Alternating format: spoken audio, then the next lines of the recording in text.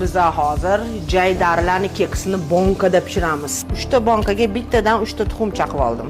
Bir bonkaga 2 qoshiq staloviy ложка osh qoshiqda shakar solamiz. 2 qoshiqdan. Qoshiq to'la 2 qoshiqdan un solamiz. Bir qoshiqdan to'la kakao solamiz.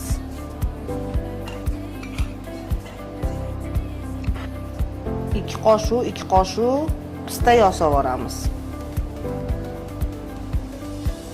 Bittasiga bittadan razrıhlitel, vanilniy sahar solamiz. Yaxshilab aralashtirib olamiz.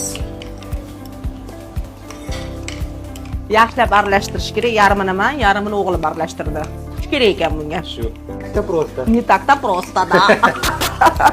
Mana aralashtirdik, vilkada yaxshilab aralashtirdik. Mana aralashtirib tayyor qilib qo'ydik. Endi buni pishiramiz. Bor idishlardan ishlatamiz. Uydagi borini. Idish yo'q deb pishirmay o'tirmaymiz. Borini ishlatamiz. Yo'q deb o'tirmaymiz. Borini boricha. Mana. Endi buni qozonga olovda qozonda pishiramiz buni, qozonchada. Bonkachalarim qozonga sovunman, suvi muzdek, tagiga yoqilmagan hali mana qo'ydik. Endi buni tagini yoqamiz. Pishdi.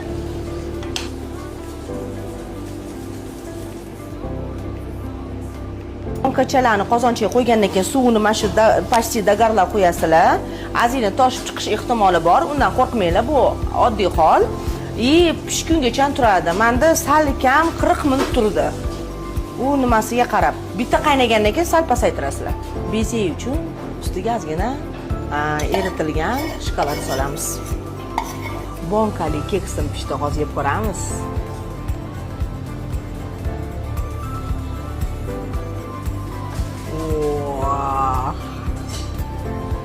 Bismillahirrahmanirrahim.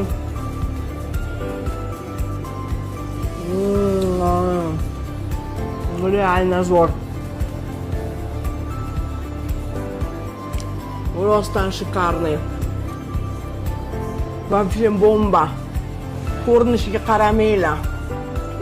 Men to'xtata olmaysizlar o'zinglarni.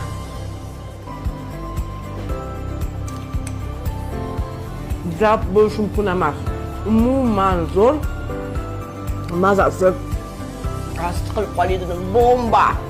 Hammaga tavsiya qilaman.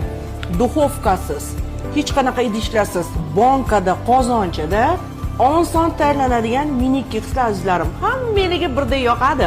Bolajonlarga ayniqsa osh bo'lsin.